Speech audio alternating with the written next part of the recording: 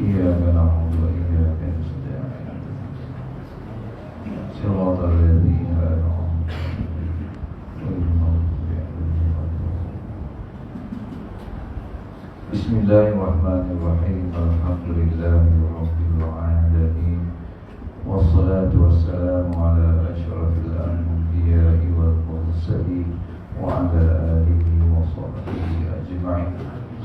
اللهم افتح علينا حكمتك وانشر علينا من خزائن رحمتك يا أرحم الراحمين، والحمد لله رب العالمين. Assalamualaikum warahmatullahi wabarakatuh. Innal hamdalillah asyhadu an la ilaha illallah wa asyhadu anna Muhammadan abduhu wa rasuluh. Allahumma salli ala sayyidina Muhammad wa ala alihi wa ashabihi wa man da'a bi da'watihi ila yaumil qiyamah la raiba fihi. Subhanaka la ilma lana illa ma 'allamtana innaka antal alimul hakim. Wala hawla wala quwwata illa billahil aliyyil azim. Rabbi shrah li sadri wa yassir li amri wahlul 'uqdatam min lisani yafqahu qawli. Rabbi yassir wa la tu'assir ya karim bi rahmatika ya arhamar rahimin. Radina billahi rabba wa bil islami dina wa bi Muhammadin sallallahu alaihi wasallam nabiyyan wa rasulah. Yang saya kasihi Tuan Pengurusi Surau Jamaliyah, barisan jadwal kuasa, pengurusan dan juga pentadbiran surau, tuan-tuan dan perempuan yang hadir bersama pada malam ini. Mudah-mudahan kita diberikan taufik dan hidayahnya oleh Allah Subhanahu wa taala.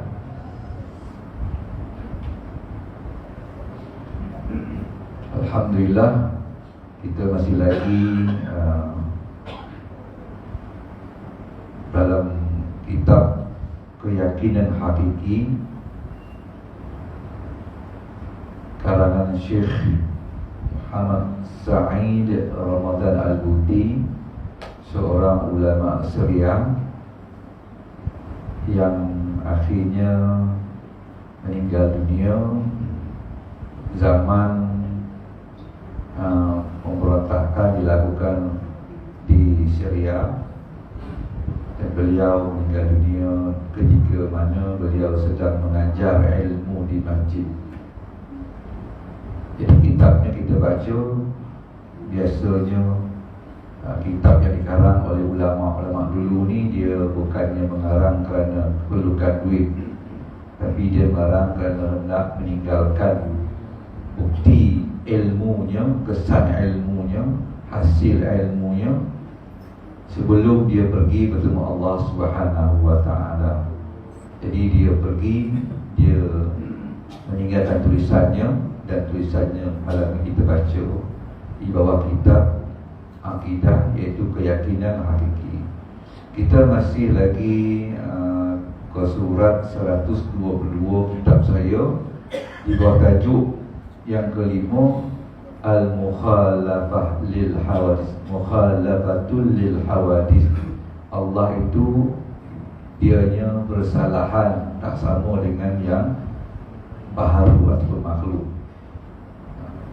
Kita dah baca sedikit dan malam kita sambung pada muka surat 123 yang dimulai oleh firman Allah Subhanahu wa taala, surah Al-Syura, laisa kamitslihi syai' wa huwas sami'un basir. Bismillahirrahmanirrahim. A'udzu billahi minasyaitonir rajim. Laisa kamitslihi syai' wa huwas sami'un basir. Tiada sesuatu pun yang serupa dengannya, iaitu Allah. Tak ada. Sebutlah apa pun, takkan ada serupa. dari segi bentuk, sifat dan juga apa jua tidak akan sama dengan apa-apa sahaja. Laisa kamitslihi syai'. Dan dialah yang maha mendengar lagi maha melihat, iaitu Allah maha mendengar lagi maha melihat. Dan mendengarnya Allah itu maha hebat, dan juga melihatnya Allah itu maha hebat. Sedangkan kita hanya mendengar sangat terbatas, melihat kita juga sangat terbatas. Menurut tata bahasa Arab, dia sedikit dia kupas tentang ayat di atas tadi, laisa kamitslihi syai'. Dia kata bahawa penambahan huruf kaf, laisa kamitslihi, kaf tu ka tu. Kaf itu satu huruf, misli satu huruf, laisa kamitslihi. Ya. Jadi bila bersambung huruf kaf dengan kalimah mislu, jadi dianya adalah untuk menambahkan lagi kesungguhan atau memuatkan lagi penegasan untuk menafikan persamaan atau penyerupaan makhluk. Huruf kaf itu saja sangat kuat dia punya maknanya, menegaskan sesungguh-sungguhnya tak ada sesuatu apapun yang serupa dengan Allah. Sebutlah apapun yang kita lintas dalam kepala kita, ia takkan menyamai dengan Allah Subhanahu wa ta'ala dari berbagai sudut. Sudut warna, sudut rasa, sudut rupa, sudut fizikal, sudut apa pun takkan sebut. Sebab Allah itu mukhalafatuhu lil hawadis. Ya. Jadi kalau macam tu, nyatalah kesalahan dan kebatilan agama-agama lain yang mengangkat makhluk ataupun apa-apa ciptaan sebagai Tuhan mereka. Patung tak sama. Walaupun patung tu badannya orang, kepalanya anak gajah, maka itu pun tak sama kan. Jadi hebatnya agama Allah Subhanahu wa ta'ala.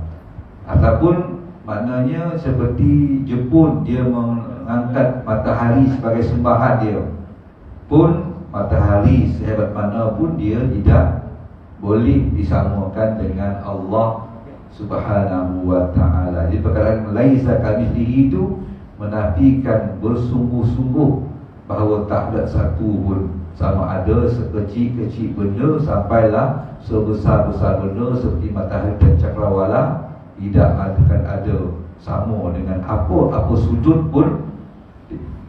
Kalau nak disamakan memang tak sama. Itu sifat Allah mukhalafah lil hawadis, bersalahan dengan benda-benda yang baru. Benda baru apa maksudnya? Benda yang dia asal tak ada dan baru ada. Kemudian dia kata makna yang sama juga terdapat dalam surah Al-Ikhlas, iaitu walam yakul lahu kufuwan ahad. Qul huwallahu ahad, Allahus samad, lam yalid wa lam yulad wa lam yakul lahu kufuwan ahad. Satu lagi dalam ayat Allah menafikan tentang Allah itu serupa dengan apa-apa saja, dan tiada seorang pun yang setara dengannya. Ya, walam yakul lahu, tidak ada apa-apa pun baginya, kufuwan ahad, yang sama dengan Allah Subhanahu wa ta'ala. Tak ada. Ya. Sebab apa saja yang terbayang, terlintas dalam kepala kita, terus kita katakan itu bukan Allah. Ya. Sebab apa yang terbayang, terlintas dalam kepala kita, dia masih lagi dalam bersifat makhluk baru. Sebab otak kita ni pun baharu juga.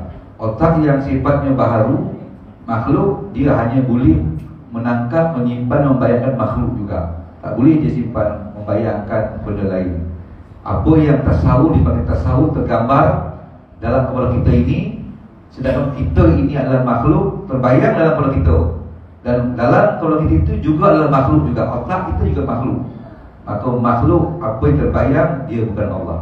Ya. Jangan kita menyamakannya. Mungkin anda akan bertanya, kata Syekh ni, dah datang 2 ayat, laisa kamitslihi syai', tak ada sesuatu pun yang sama dengannya. Juga ayat walam yakul lahu kufuwan ahad. Mungkin kita akan bertanya, tetapi kita lihat banyak sifat yang dipunyai sama oleh manusia, yakni makhluk kita ni dengan Allah. Mungkin kita tanya, tadi kita baca wawasani basir, mendengar, kita juga mendengar. Basir, maha melihat, kita juga melihat. Ada tu persamaan tu. Alim, mengetahui, kita pun ramai yang tahu, yang keluar PhD ramai, ramai juga. Belajar pandai-pandai, tak kira, tak kisah dekat mana pun, tapi dia ada ilmu, berilmu dia, dia mengetahui. Allah juga mengetahui. Seperti dia kata sifat al-ilm, tahu. Allah itu alim, kita pun tahu juga. Kudrat, berkuasa, kita pun ada juga kuasa, kemampuan. Iradat, kemampuan, kita pun ada kemampuan. Sama, mendengar, kita pun mendengar juga. Tuan saya cakap, tuan dengar tak? Dengar, apa namanya? Mendengar betul. Basir, basar melihat, kita pun nampak, melihat, nampak. Jadi di mana, dan juga sifat yang lain. Jadi di mana nak katakan tadi Allah itu mukhalafah, berbeza lil hawadits dengan makhluk. Kita makhluk, tapi nampaknya macam ada persamaan kita dengan Allah.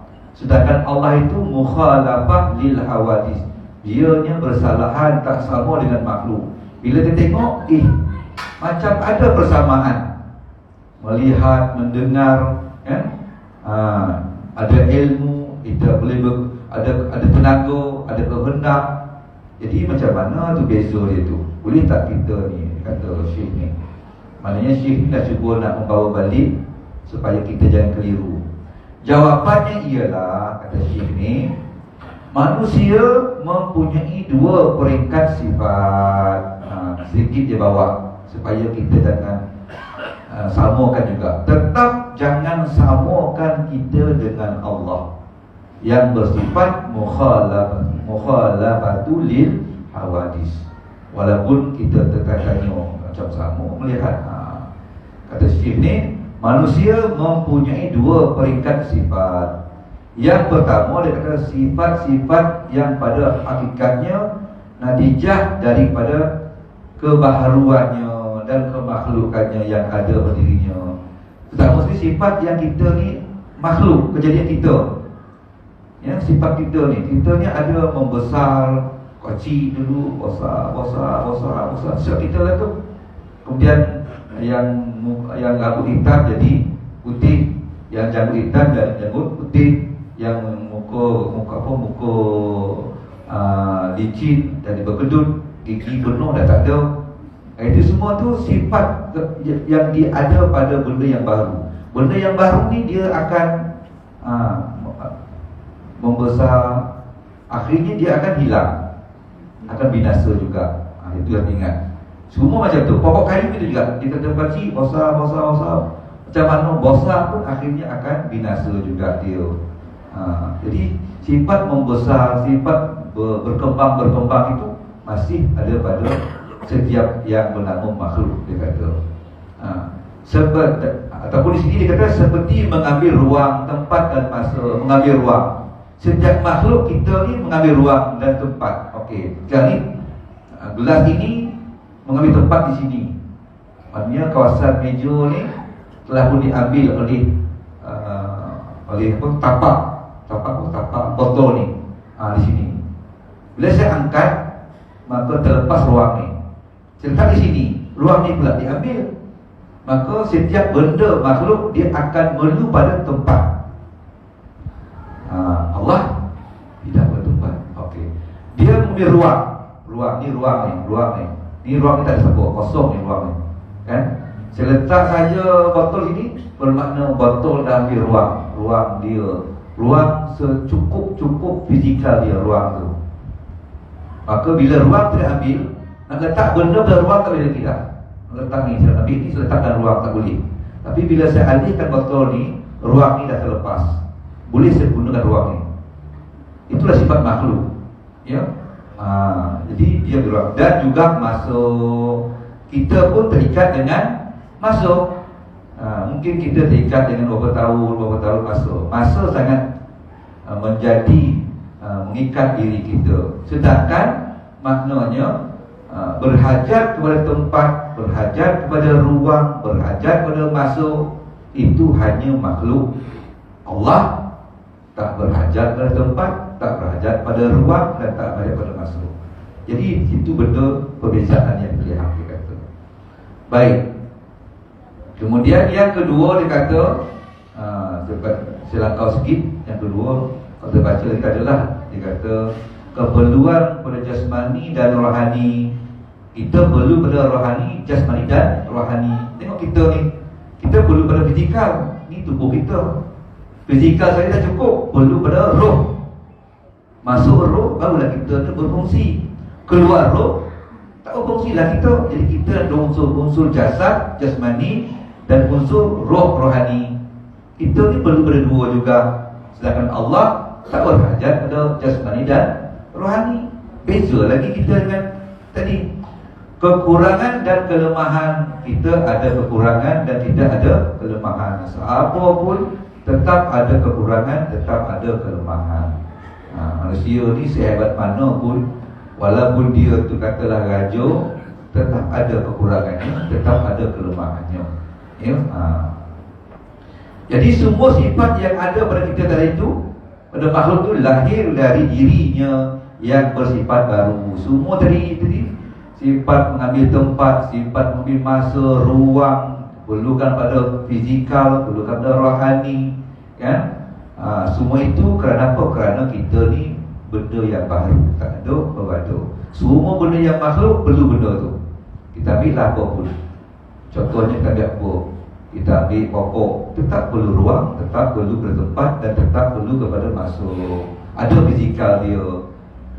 Cuma orang kata apa beza roh manusia dengan roh haiwan. Satu saya memberi kursus kepada pelajar-pelajar pemegang beasiswa Kerajaan Negeri Sembilan di Mesir. Kerajaan Negeri Sembilan hantar pelajar dia ditajuk dengan beasiswa di Mesir. Jadi maknanya pelajar ni diberikan kursus, mudah cerita je lah. Masa tu kursus apa? Kursus bina negara. Bina negara supaya sayangkan kepada negara. Saya pun kena dulu 10 hari. Setiap pejabat awam dia ada kursus tu bina negara tu. Saya 10 hari di PD yang melatihnya tentera pesara dilantik untuk jadi cikgu tu. Jadi kita ni cikgu, beratur itu sampai barang, letak barang, sampai dalam jeda tu, sampai sahaja sila duduk mendaftar diri dalam dewan. Kita pun terima surat tu, akan daftar dewan. Dan semua ada tu dia tak limatkannya.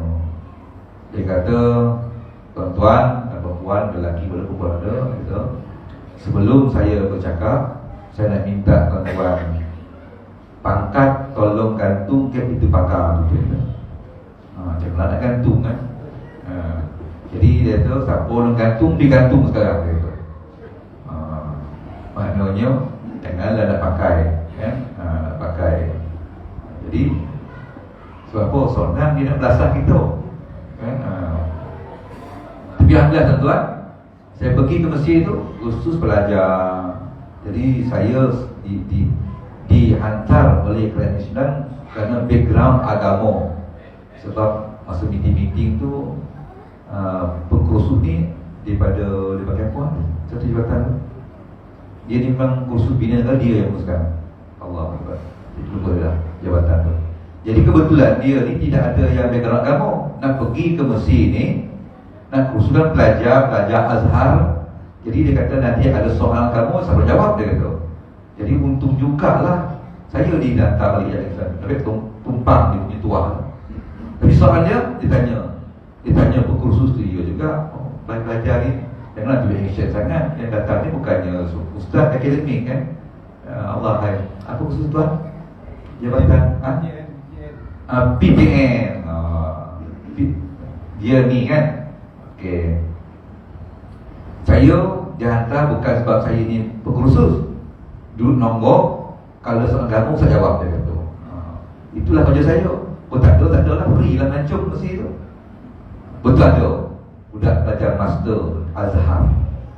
Dia kata saya nama sekian belajar master tahun sekian kata, wah ini master ni.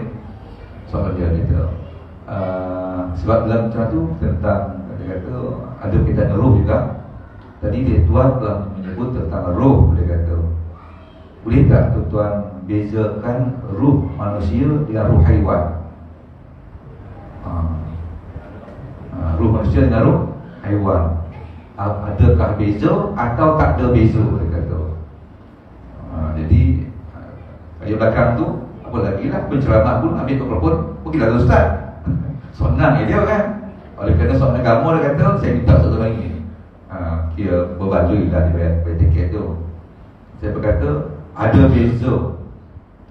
Ruh manusia ada sifat taklifi. Ruh haiwan tidak ada sifat taklifi. Maknanya berbeza lah. Apa maksudnya? Ruh manusia ada sifat taklifi, maksudnya ruh manusia dipertanggungjawabkan dan dipersoalkan.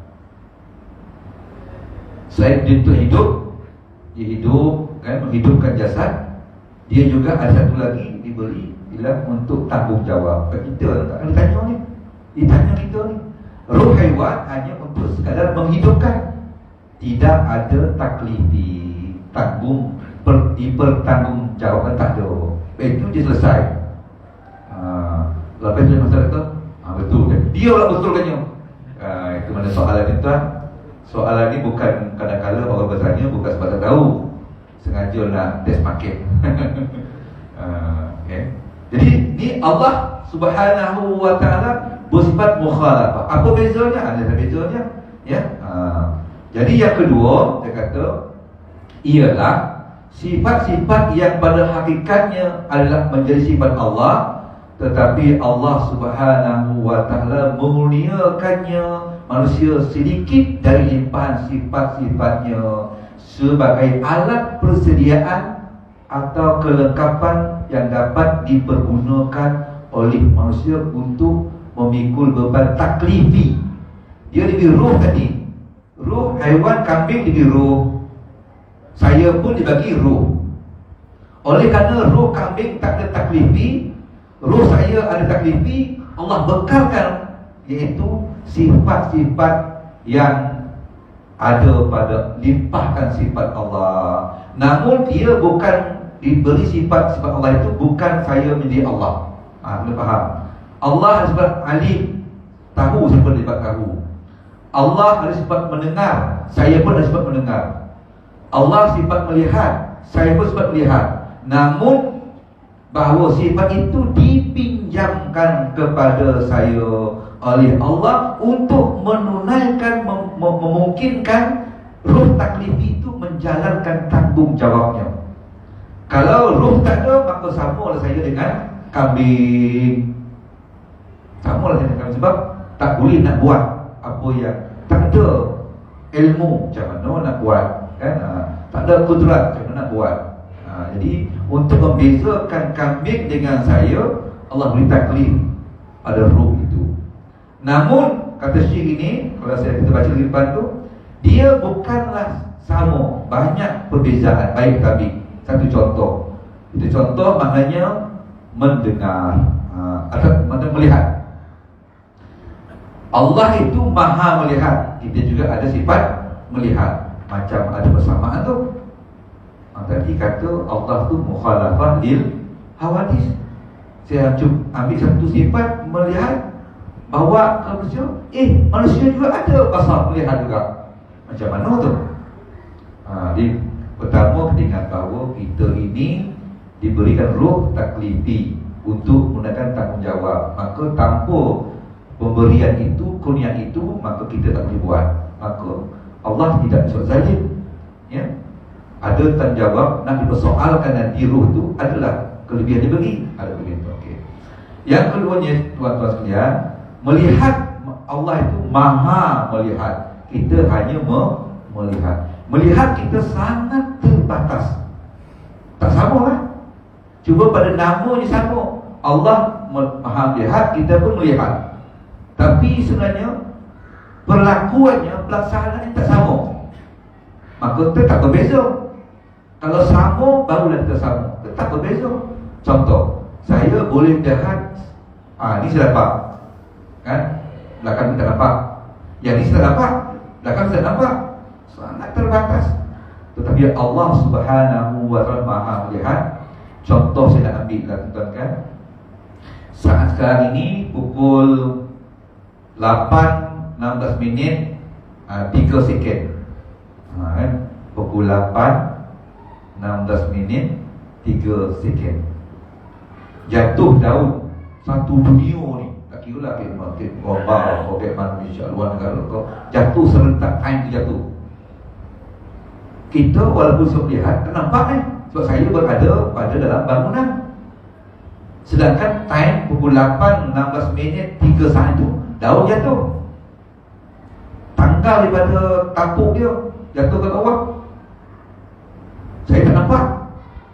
Tapi Allah Subhanahu wa ta'ala nampak. Bukan hanya di Rebau, seluruh dunia time dia tu semuanya Allah dalam lihatnya. Tengok, bukan hanya dia nampak satu dunia, Allah nampak daun dia tu. Jadi jauh lah bezanya. Memang berbeza lah. Allah itu mukhalafah lil hawadis. Saya, walaupun saya diberi oleh Allah kurnia melihat, tapi tak nampak. Pukul 8.16 minit 3 second tadi, tidak nampak pun perlakuan peristiwa daun jatuh itu. Walaupun hanya sekadar di luar pagar saja pokok itu, saya tak nampak. Jadi berbeza lah, sangat terbatas. Sebab itu dipanggil Allah maha melihat. Tak akan ada selai daun pun yang jatuh dan terlepas daripada tampuknya pada jam 8.16 minit 3 second itu, tidak selai pun yang tidak dilihat oleh Allah. Satu dunia alam ni, bukan hanya daun, bahkan apa-apa sahaja yang berlaku pada jam 8.16 minit 3 second tadi, bukan hanya daun jatuh, apa sahaja, semuanya Allah lihat. Tengok, kita terbatas saya lah. Jadi begitulah bezanya, tetap berbeza. Walaupun namanya sama, tapi operasinya mukhalafah lil hawadis juga. Ya, tak juga sama, ya. Gitu. Di situlah kita perlu memahaminya. Baik, kita faham tu, saya baca juga supaya ini dia kata sebagai ialah sifat-sifat yang pada hakikatnya adalah menjadi sifat Allah. Hakikatnya sifat Allah. Hakikat melihat ialah sifat Allah. Kita ni hanya limpahan saja, bukan kita punya. Bukan kita punya. Siapa kata kita punya? Kalau kita punya, tuan-tuan, saya ni, kalau saya punya lah melihat ni, tak pakai ni lah, saya tak nak ni. Saya nak real aja lah, mengomunah nampak. Kenapa saya tak boleh nampak? Dulu saya nampak. Kenapa sekarang saya tak nampak baca? Tak boleh baca ni. Mengamun yang istilahnya. Sebab saya ada kelemahan. Tadi sebab kelemahan, dibantu, nampak. Kalau kehendak saya, milik saya melihat tu, saya punya melihat tu, saya tak nak yang kelabu-kelabu tu. Tapi oleh kerana dia limpahan, hakikatnya itu Allah punya, dipinjamkan, maka kita suka ke tak suka ke, reda tak reda ke, berlaku sekarang, tetap berlaku. Sebab bukan kita punya. Melihat itu bukan kita punya, satu yang dianugerahkan oleh Allah. Benda yang dianugerahkan bukan kita punya, bukan sifat kita. Faham tuan ya? Benda-benda yang dianugerahkan bukan sifat kita. Ya, ya. Jadi sifat ialah benda yang memang ada pada kita. Jadi melihat itu, mendengar itu bukan sifat kita sebenarnya. Dia hanya anugerah Allah kepada kita. Sama juga mendengar. Mendengar, tuan-tuan. Ada orang dah terpaksa dibantu oleh alat pendengaran. Nak ke dia pakai alat pendengaran? Tak nak.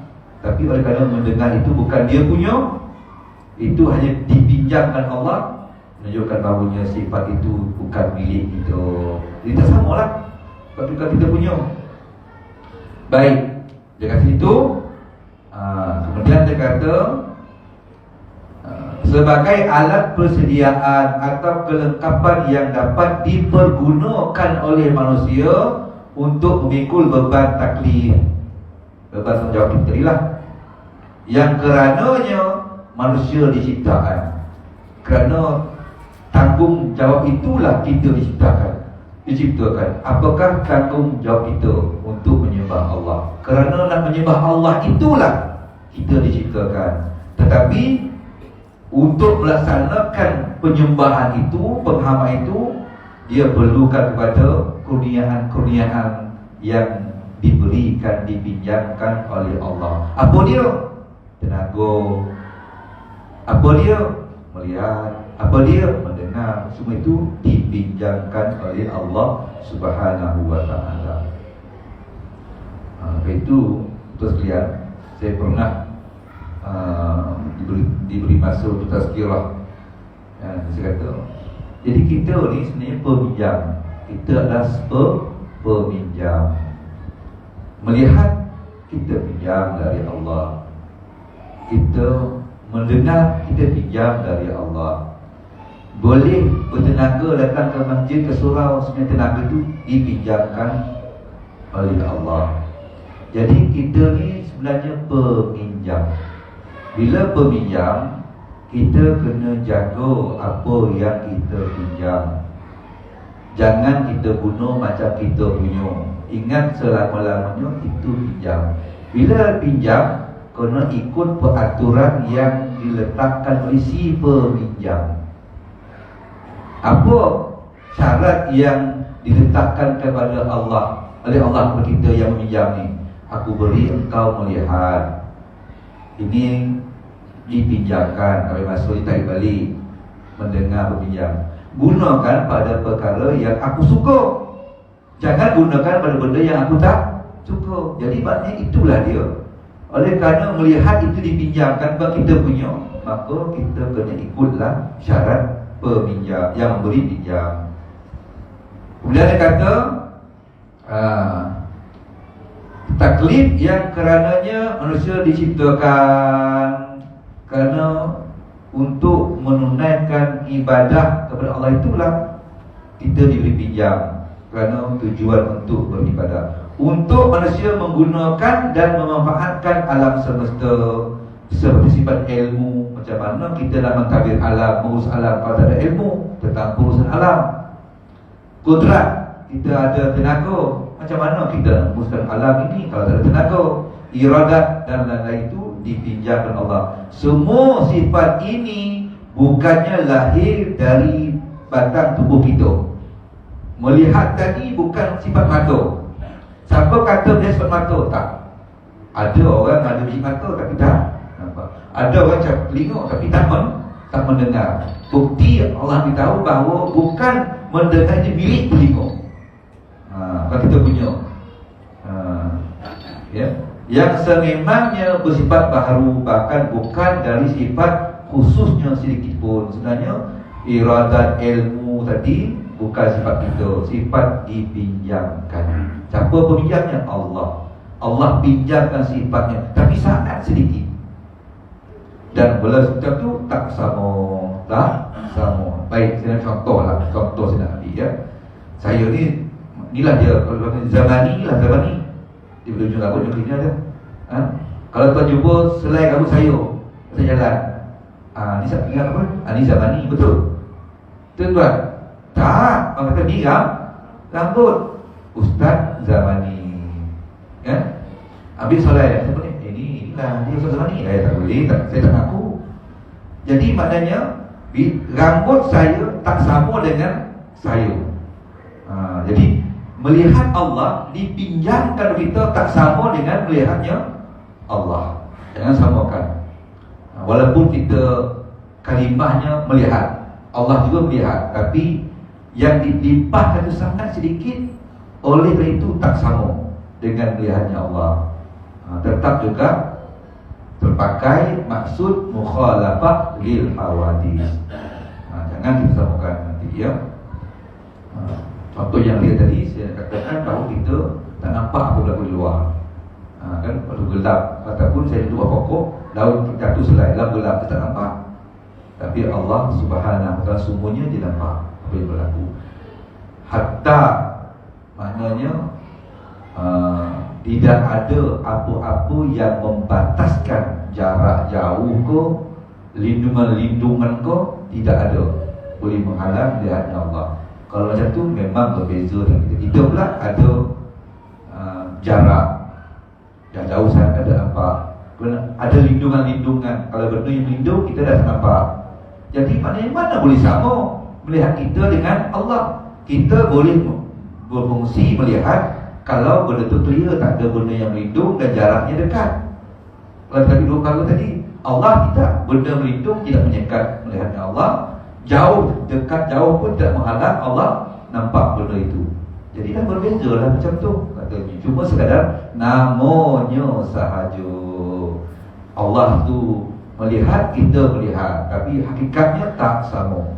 Jadi terpakai lagi kalimat mukhalafah lil hawadis. Dah masuk waktu tu kan? Kita berhenti dulu. Tauhid ni tak boleh nak laju tuan-tuan dan belajar ni. Kalau fiqh boleh, tauhid ni dia kena, sebab ilmu yang tak dapat kita bayangkan. Tapi kalau fiqh boleh kan, sebab benda tu berlaku hari-hari di kita. Ustaz apa hukumnya sekiranya orang itu dianya menghiasi jari-jari pengantin dengan bunga-bunga kan. Kalau tak tahu tu dia boleh pakai macam ni. Bila hias-hiasnya tu ada tak berbeza pendapat ulama. Kalau macam ni aja tak berbeza pendapat ulama. Kata bolehlah kita tu tak tutup tak apa. Tapi bila dihias dengan bunga-bunga cantik tu kan, yang jari merah yang ni pun bunga-bunga, maka dah datang hukum lain. Walaupun itu ulama kata hendaklah dia menutupnya dengan sarung tangan, sebab dah masuk zina, maknanya perhiasan. Sama dengan muka kita ni, muka anak, muka isteri kita, kalau macam tu ya boleh. Kalau nak pakai niqab tak apalah kalau salah, tapi kalau buka boleh kan.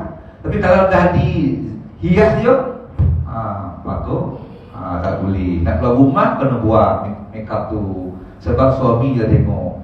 Dah macam hukum fiqh macam tu sebab berlaku kita. Tapi tauhid tak, dia banyak main nak masuk di sini. Faham ya? Hari ini Bismillahirrahmanirrahim. Alhamdulillahirabbil alamin. Wassalatu wassalamu ala asyrafil anbiya'i wal mursalin wa ala alihi wa sahbihi ajma'in. Allahumma zidna ilman nafi'an wa qalban khashi'an wa ibadatan mutaqabbalan bi rahmatika ya arhamar rahimin. Walhamdulillahirabbil alamin.